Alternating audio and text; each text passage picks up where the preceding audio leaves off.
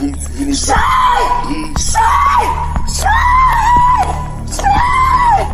Stop this! Tickling me!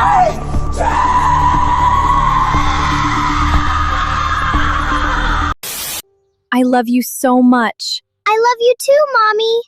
You're my little sunshine. Decide exactly what question the jurors would be asked to answer with a ruling. The judge made it clear that jurors would be asked to decide if Hendricks' use of a slur towards a child, as shown in the now viral video, should be considered fighting words or not, which are words targeted at one person that would cause them to react violently. The jury is not being asked to decide whether offensive speech should be protected under the Constitution. And this point is something that both city lawyers and Hendricks' lawyer, Brian Corrales, continued to argue over as jury selection went on. The right to free speech, offensive or not, is something that got passionate support outside the courthouse from Ilo Hendricks is being charged for calling a Somalian pedophile a nigger along with his niglet child. They were attacked at a park, provoked by the Somalians that are taking over her city. What sense does it make for an invader like that, and also a fucking pedophile, to provoke a white woman, and the white woman gets arrested because she was defending her and her child? Mind you, there were no hands. There were no hands put on each other. Words were thrown. Nigger was said, and somehow the white woman is being charged for that. What has this world come to? What has this fucking world come to where white women cannot say the N-word? To where white people are being put in prison for defending themselves, just like Chud the Builder shot a fucking nigger who provoked him. Somehow he's sitting in prison. And the nigger is out here somewhere free or fucking dead. Niggers fail to understand is that white people are in charge of the N-word, meaning they invented that word. It came from their history. Where in that timeline does it say that niggers created nigger? Because y'all were the ones being called that by white people. They used to not have rights, and they still do not need rights anyways, but that's another story. Y'all have rights that white people fought for. Y'all didn't fight for your own rights to end slavery. White people did. White people are the ones who changed the laws for you. People who have helped you for histories, years of history, all because you want the right to be a nigger. The whole thing with racism is that racism nowadays is just telling a black person to behave in public. It's just basically telling them to be civilized in public. That's one thing that'll get you called racist in 2026 somehow. Progressives just want the niggers to win. Ugh. The Reagan administration has proposed making airbags or automatic seatbelts mandatory for new cars. Critics urged immediate action. And finally, a federal report today predicted possible catastrophic warming of the Earth by the 1990s with the strong climate change. I'm Jessica Savage in New York. More news later on this NBC station.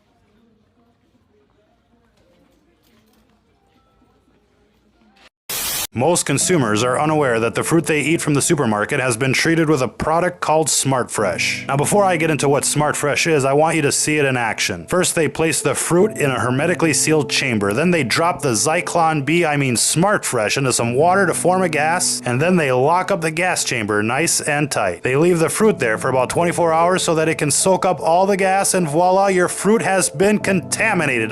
Smart Fresh. Now let's look at an apple that's been treated with Smart Fresh and compare it to an apple that hasn't been treated with Smart Fresh. This time-lapse video shows the changes over 3 months.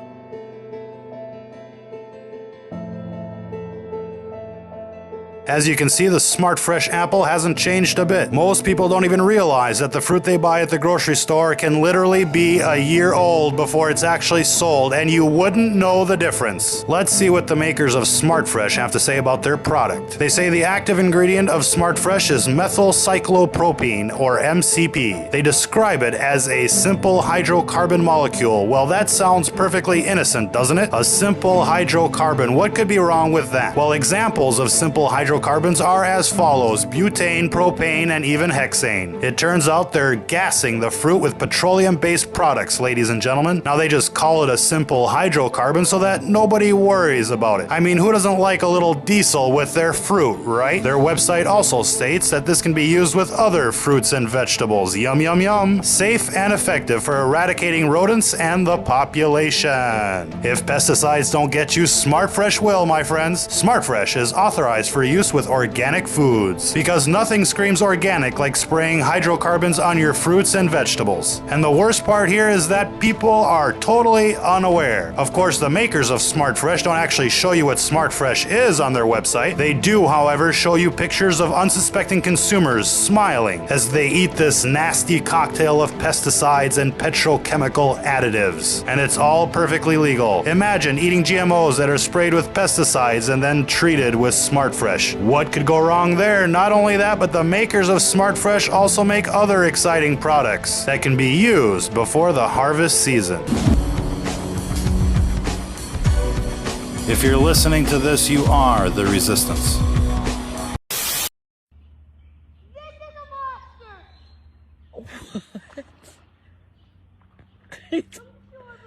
It's pulling your phone. Oh my god! This is a 10-pound bass, I kid you not. Oh my goodness. What the heck? What the flippin'? I'm gonna cry. This is so big. Do you have it in there? Yeah, I think I'm gonna cry. This is absolutely not fair.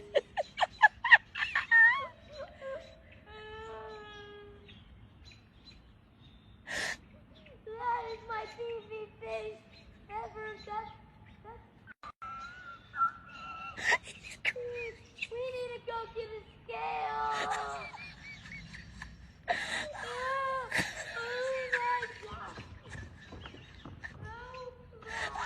Don't lose it.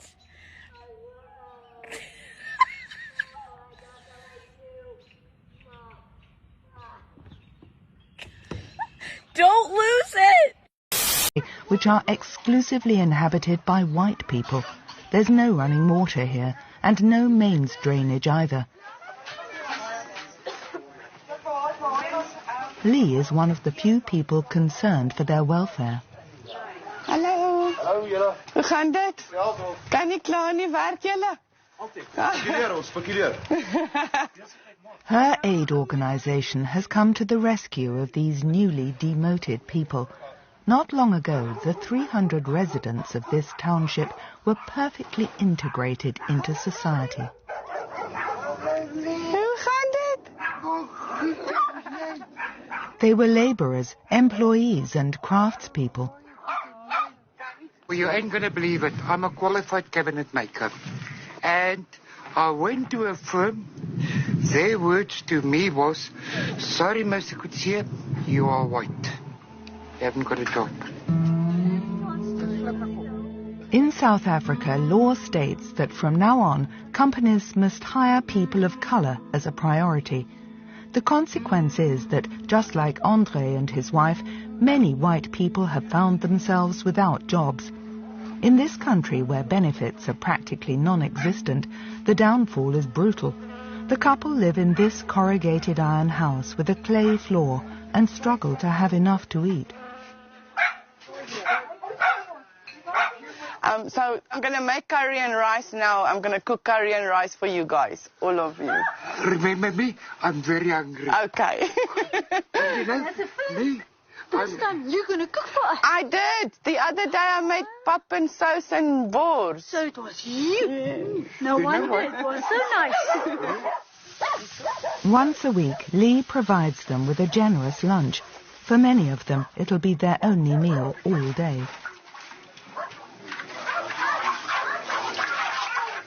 Is jy honger? Ja. Well, how many people are you doing? Well, we're going to see for the children, let the children eat first. I'm going to try and stretch it as best I can with what we've got. But usually I can feed about 50 to 100. Rice and then with the little bit of meat and sauce. And they're like eating meat every day? No, this is a luxury for them. They don't eat meat every day.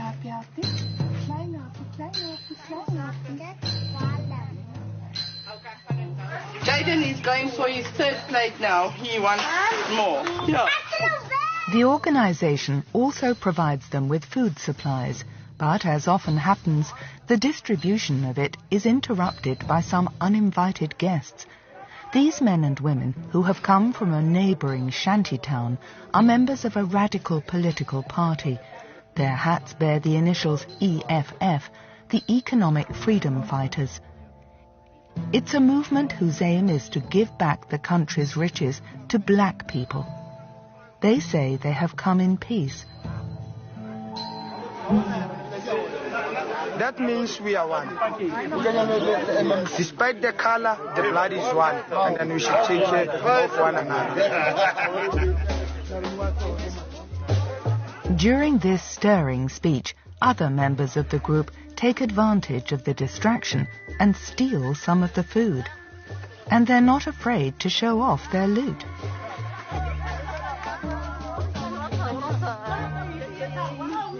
They just came in here and took the poor people's food. You saw. We all saw it. He saw it. But yet we must not say a word because they are the ones that are previously disadvantaged, so it is owed to them. And we have to do restitution. And you say it's the same as us. We are one blood, so we are all the same together. You are an international journalist, my darling. He'll say that. He's politically correct. They will never, ever admit on camera what's going on. Never. So what's going on? What's going on is reverse apartheid.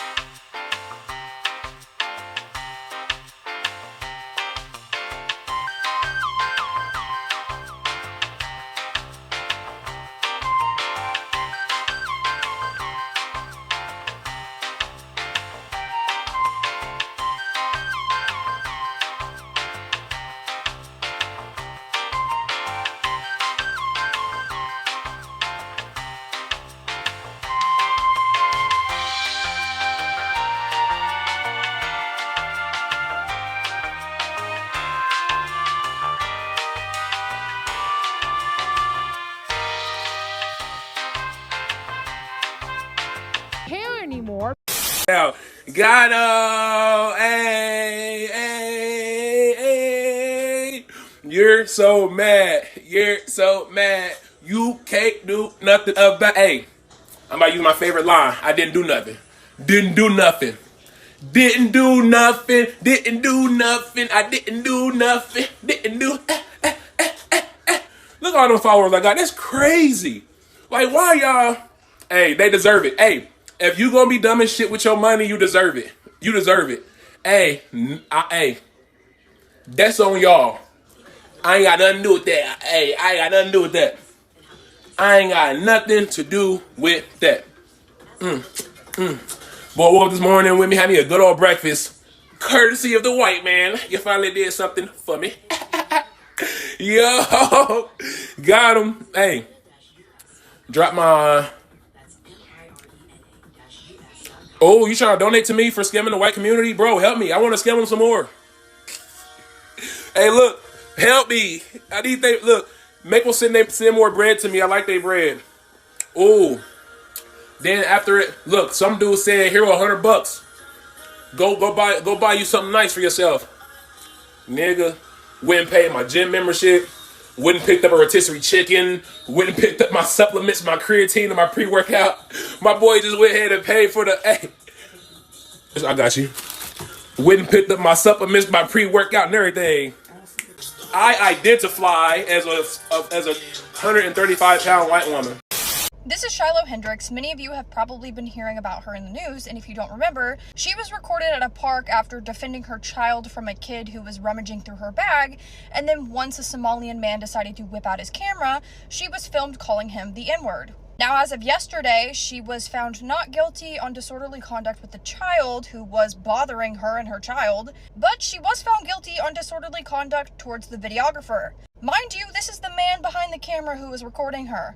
Yeah, a man who was accused of assaulting a 16-year-old. Not to mention the other handful of charges he's had in his past. Now, let me be very clear, and this should not take that long. You cannot weaponize free speech. Free speech is free speech. If you don't like what somebody's saying to you, go home, go cry about it in your room. People can say whatever they want. It did not harm the man for him to be called a name. Sticks and stones may break my bones, but words will never hurt me. We were taught that when we were 3 years old. Apparently that doesn't apply to a random Somalian man who probably shouldn't be in the country to begin with if he's assaulting children. This is going to set a precedent moving forward. By the way, if America was a white supremacist country, then I guarantee a woman wouldn't have been found guilty for calling a Somalian man the N-word. So nice try. We can kill that narrative now. You are allowed to say whatever you want, regardless of whether other people like it or not. You can say whatever you want. You don't have freedom of consequences, but words do not hurt you physically. Words cannot hurt you physically. I'm sorry. I'm sorry that we've become a weakened society where we feel like we can take what somebody says to us and make ourselves a victim. I'm over it. This was all for the media, and she easily should have been found not guilty on all charges. This is ridiculous. Prisoners in Great Britain, in the United States, in Europe, Australia, and anywhere.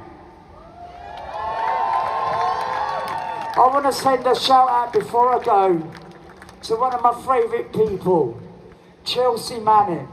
I love you. She wrote to me when BRICS countries, Western countries, all on board for Agenda 2030.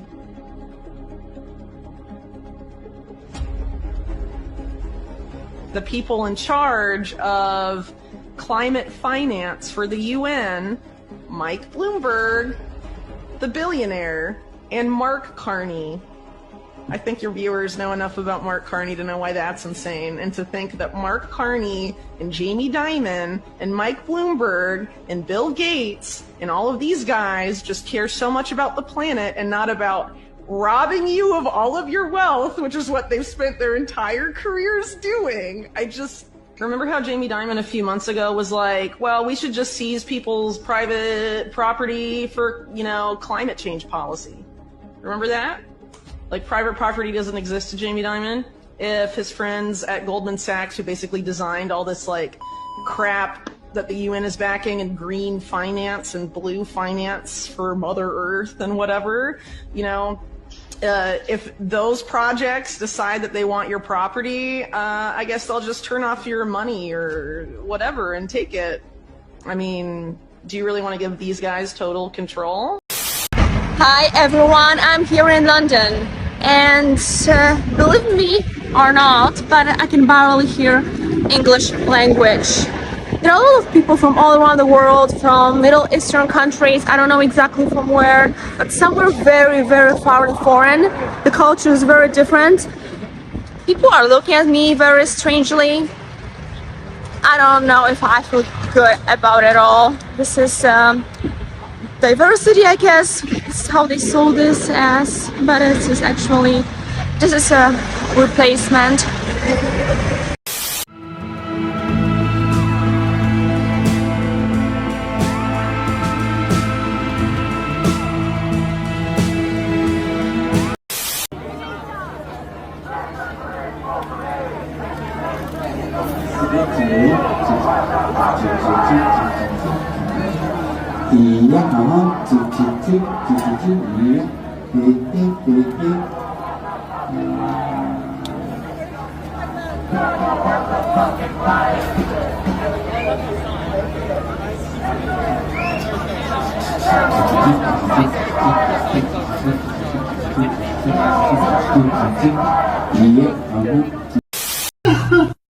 We have been deceived, and I'm going to prove it to you right now.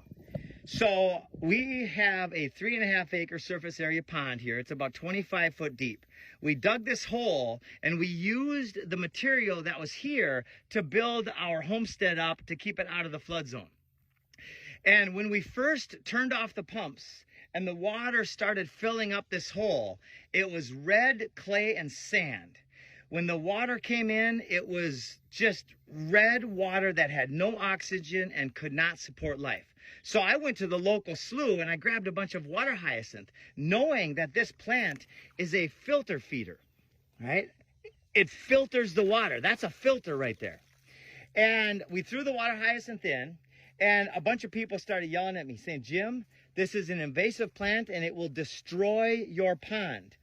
I said, I will take responsibility for that. Let's see what happens. Within 18 months, the water hyacinth had covered about 20% of the pond. It grew thousands and thousands of times its original mass. Like, it started with that, and pretty soon it covered about an acre of this pond. I then actually noticed that the water was more clear than it had been, like a lot more clear. And I noticed that there was some life in the pond. So we took the water hyacinth from the sides and we stacked it. It was almost a foot deep in some places along the edge of the pond. And as it decomposed, it created soil, which is now the foundation of a lot of these plants here. And here's the best part. What we left in the pond was probably 1,000 times more than what I originally started with, one little patch. And instead of continuing to grow, it actually died back. Why? Because it did its job. It cleaned the pond. Now, the poison producers would like you to believe that if you don't spray poisons on them, on this water hyacinth, this plant, that it is going to destroy everything. The act of spraying poisons on the plant kills the plant, and then as it decomposes, those particulates go into the water, which creates the need for water hyacinth to come back in and clean the pond. So killing, spraying, vaccinating, using chemicals for profit, patented chemicals on anything is the exact opposite of what we need to be doing. It's time to observe and interact and be the stewards of our land again, and let the dandelions grow. Let the water hyacinth do its job, and then use that resource to build soil and build health back into the system.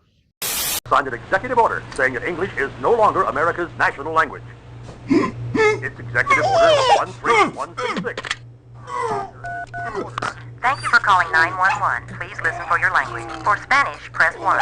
For Korean, press 2. Do you ever miss English? Immigration is out of control. Bush and Gore are writing off English for good. What can you do? Vote for the third party that puts Americans first. Vote Buchanan for president. For Swahili,